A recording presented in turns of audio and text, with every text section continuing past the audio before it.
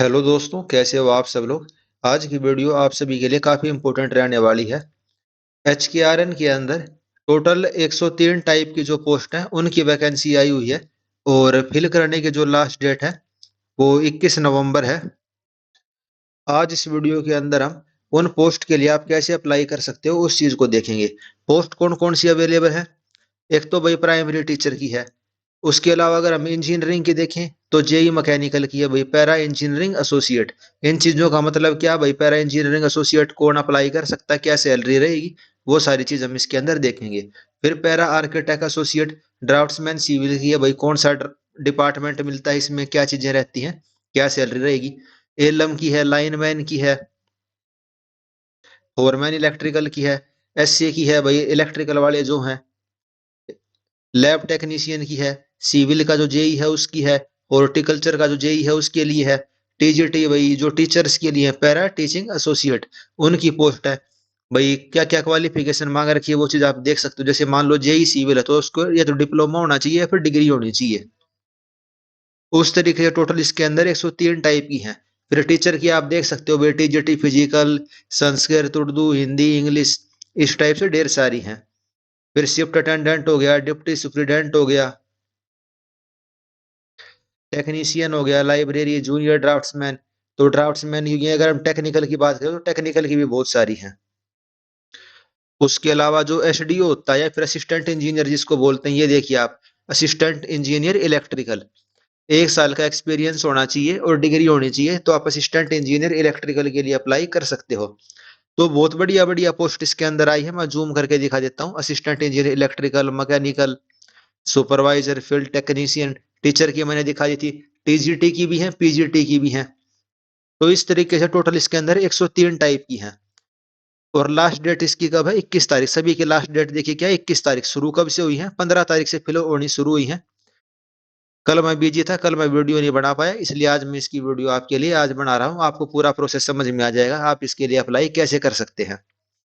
Video start करने से पहले एक चीज पहले ही क्लियर कर देता हूँ, इसको कौन अप्लाई कर सकता है। HKRN का मतलब होता है भाई हरियाणा कौशल रोजगार निगम लिमिटेड। भाई जो कॉन्ट्रैक्ट में डीसी रेट पे जो भर्ती होती है एक टाइप से, वो HKRN के थ्रू होती है। और एक टाइप से सरकारी नौकरी की तरह ही समझो इसको, बस सैलरी थोड़ी सी कम होती है। क्या हो गई है, सरकारी नौकरी है बस, सैलरी थोड़ी सी कम होती है। वैसे तो कॉन्ट्रेक्चुअल जॉब है, लेकिन एक टाइप से जो हरियाणा सरकार है अध्यादेश और ये वगैरह लेके आई है भाई जॉब सिक्योरिटी के, तो एक टाइप से आप इसको परमानेंट मानो। लेकिन अप्लाई कौन कर सकता है, केवल हरियाणा के जो निवासी हैं, permanent resident of Haryana having a valid परिवार पहचान पत्र, कैन अप्लाई। तो अगर कोई अदर स्टेट का बच्चा इस वीडियो को देखने लग रहा है तो आपके लिए यूजफुल नहीं रहने वाला, ये केवल हरियाणा वाले बच्चों के लिए ही है कि भाई आप HKRN पोर्टल पे कौन अप्लाई कर सकता है, जो हरियाणा का मूल निवासी है, 18 साल से लेके 42 साल उसकी उम्र होनी चाहिए।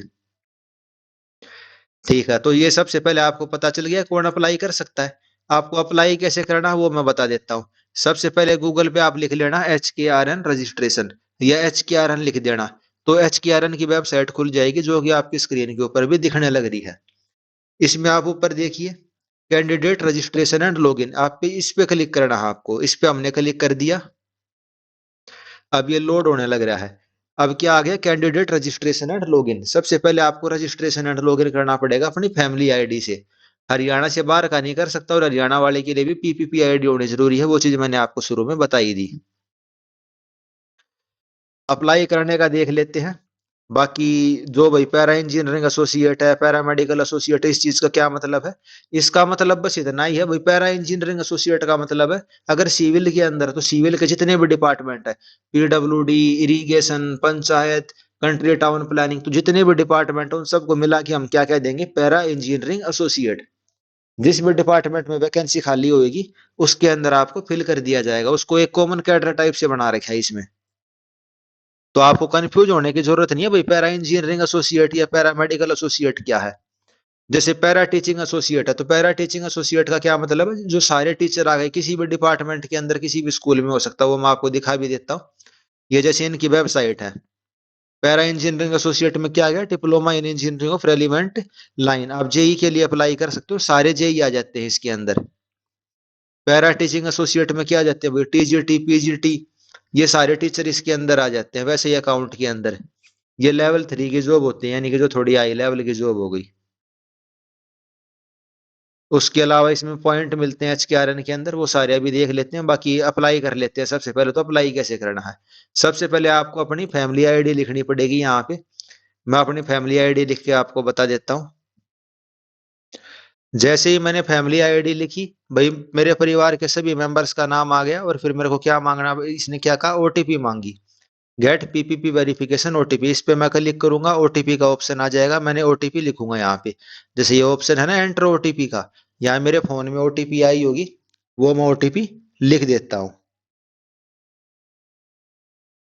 मैं यहाँ पे ओटीपी लिख दूंगा, वेरीफाई ओटीपी करूंगा, और फिर नेक्स्ट पेज ओपन हो जाएगा। तो यहाँ तक का प्रोसेस सबको क्लियर होगा। तो सबसे पहले वाला प्रोसेस आपको ये करना, आपको रजिस्ट्रेशन करना है ऐसे। अब वहां पे मैंने लॉग इन कर दिया। अब मैं इसको पहली बार तो ओपन कर नहीं रहा है, मैंने तो पहले से रजिस्ट्रेशन कर रखा है। लेकिन अगर आप इसको पहली बार ओपन करोगे ना, ये मैं आपको दिखा देता हूँ। जैसे आपने यहाँ पे वेरीफाई ओटीपी करा, इस तरीके से आपके पास पेज खुल जाएगा। जैसे वही किसी का है, सुमन नाम है उसका, father name, mother name, date of birth.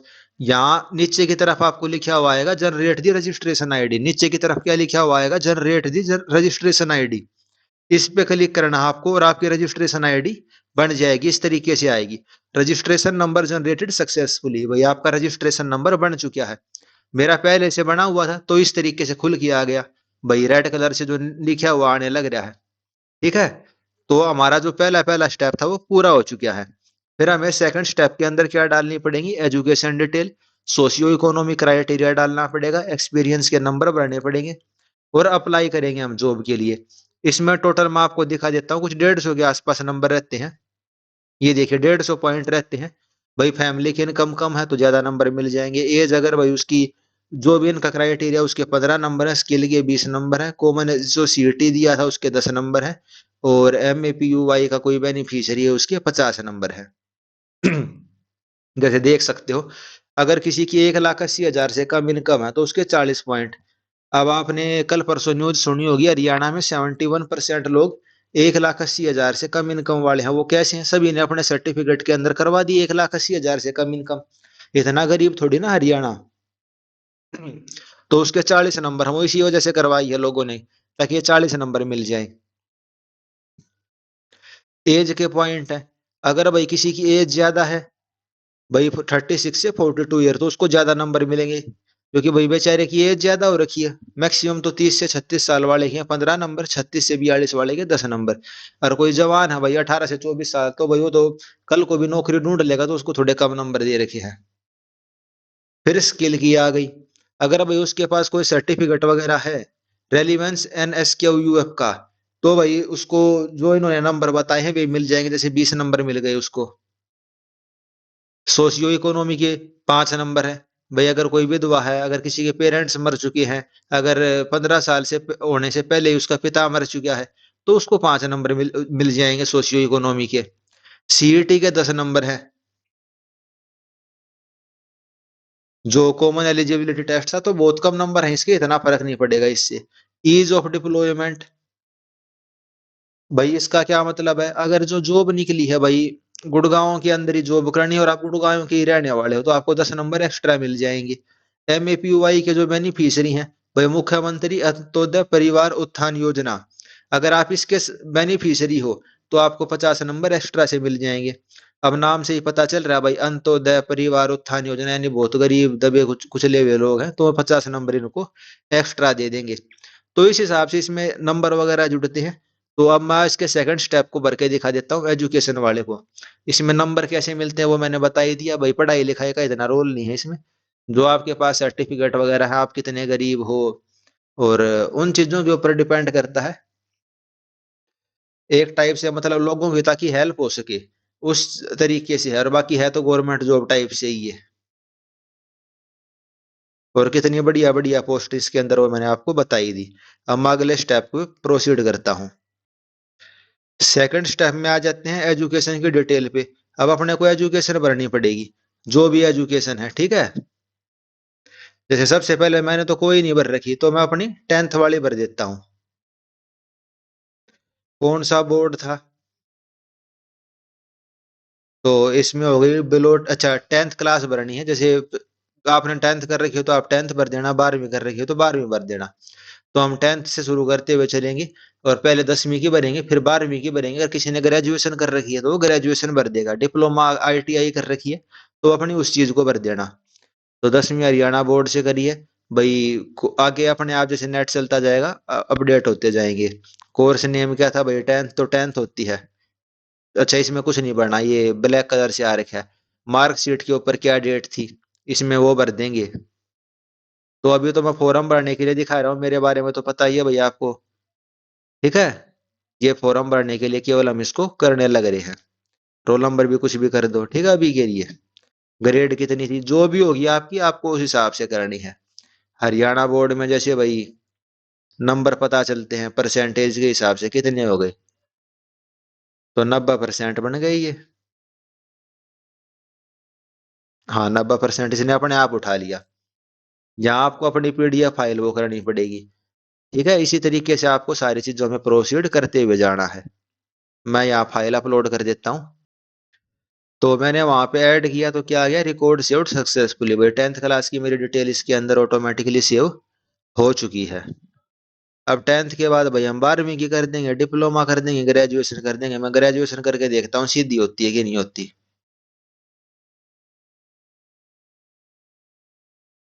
अच्छा आ गया ना भाई, पहले 12वीं किया फिर डिप्लोमा की डिटेल भरो। तो 10th के बाद आपको क्या भरनी पड़ेगी, क्लास 12th की भरनी पड़ेगी। भैया आपने कहाँ से करी है आप उसको भर देना। जैसे अब ये लोड होने में टाइम लेने लग रहा है, तो जैसे आ गया ना बोर्ड कौन सा कराया आपने, CBSE या हरियाणा बोर्ड, कौन सी डेट को कराया है तो वो डेट कर देना। तो 2014 में लिखा है ना मैंने, तो 16 में कर देता हूँ इसको, ठीक है। अभी मैं फर्जी ऐसे ही कुछ भी डालने लग रहा हूँ आपको समझाने के लिए। भाई CGPA थी, नॉन CGPA थी, कितने नंबर बने जी, इसमें भी हमारे 450 नंबर बने 500 में से। फिर यहाँ हम फाइल अपलोड कर देंगे, यहाँ परसेंटेज नंबर अपने आप आ जाएंगे।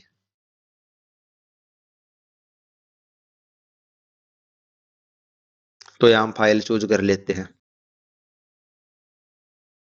तो ये वाली डिटेल भी अपनी अपडेट इसके अंदर हो गई, 10वीं हो गई, 12वीं हो गई, ग्रेजुएशन छोड़ दो, ठीक है। अगर आपने ग्रेजुएशन कर रखी है तो आप अपना कर लेना अपडेट इसके अंदर। फिर NSQF का कोई सर्टिफिकेट है भाई, नेशनल स्किल क्वालिफिकेशन फ्रेमवर्क। तो अगर ऐसा कोई सर्टिफिकेट है आपके पास तो इसमें यस कर देना, अगर नहीं है तो नो कर देना। मेरे पास नहीं है तो मैंने नो कर दिया, अगर होता तो मैं यस करता। और फिर यहाँ हमें सर्टिफिकेट की डिटेल डालनी पड़ती है मेरे को। मैंने यस कर दिया तो अभी आएंगे ऑप्शन इसके अंदर। देखा कहा था ना ऑप्शन आएंगे। तो कौन से वाला सर्टिफिकेट है भाई, फिटर का है, मशीनिस्ट का है, लैब टेक्नीशियन का है, लोडर का है, फिटर का है। तो भाई जिन्होंने ITI वगैरह डिप्लोमा वगैरह कर रखे हैं उनको पता होंगे, ठीक है, जो ये सर्टिफिकेट होते हैं। ये आपके पास सर्टिफिकेट होंगे तो ये सर्टिफिकेट यहाँ अपलोड करना, नंबर डालना और किसने इसको इशू करा था वो करना। अभी मेरे पास नहीं है तो मैं नो करके ही कर देता हूँ इसको।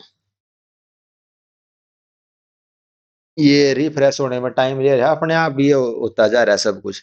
तो नो आ गया, ठीक है। अब CET मैंने पास करा है कि नहीं करा वो पूछ रहा, तो जैसे मैंने पास कर रखा है तो मैंने यस कर दिया। वैसे मेरा तो CET के थ्रू पक्की नौकरी भी हो रखी है। बाकी हो सकता है बहुत सारे बच्चे जो इसको देने वाले हो उनके पास CET ना हो, तो इसमें नो कर देना आप। ठीक है, आपको CET के नंबर नहीं मिलेंगे, 10 नंबर है CET के ज्यादा से ज्यादा।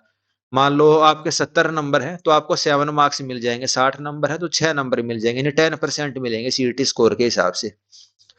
आपको रोल नंबर, रजिस्ट्रेशन नंबर, कौन से ग्रुप का CET दिया था आपने भाई, C ग्रुप का CET दिया था या D ग्रुप का CET दिया था, ये चीजें इसमें भरनी पड़ेंगी। तो इसमें भी मैं नो कर देता हूँ।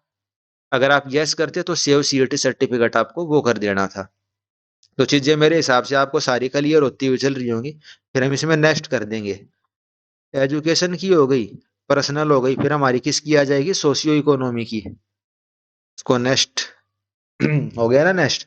तो सोशियो इकोनॉमी क्राइटेरिया में कौन आएगा भाई, किसी के माँ बाप मर रखे हो, कोई विधवा हो, तो वो आ जाएगी। तो इसने वो ही रहा भाई, सोशियो इकोनॉमी क्राइटेरिया के अंडर आते हो कि नहीं आते। तो उस हिसाब से आप अपना इसमें सेलेक्ट करके देख लेना।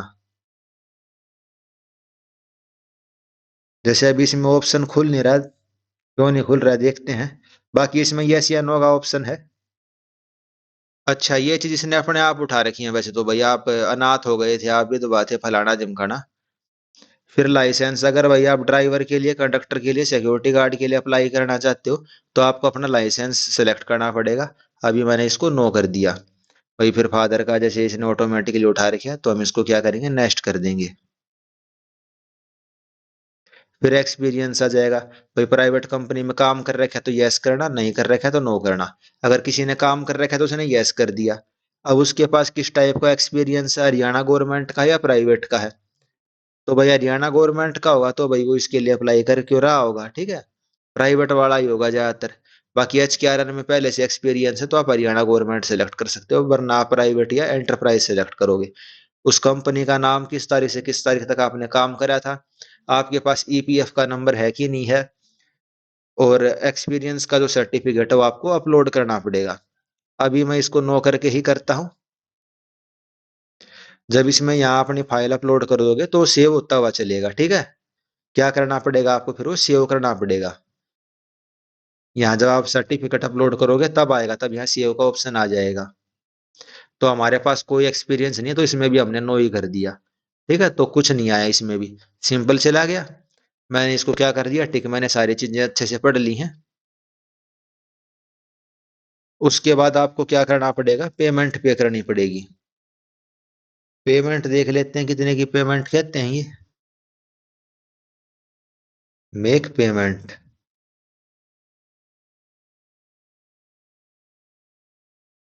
तो 236 रुपीज की पेमेंट आपको करनी पड़ेगी अगर आप इसके अंदर अप्लाई करना चाहते हो तो। कितने की पेमेंट करनी पड़ेगी, 236।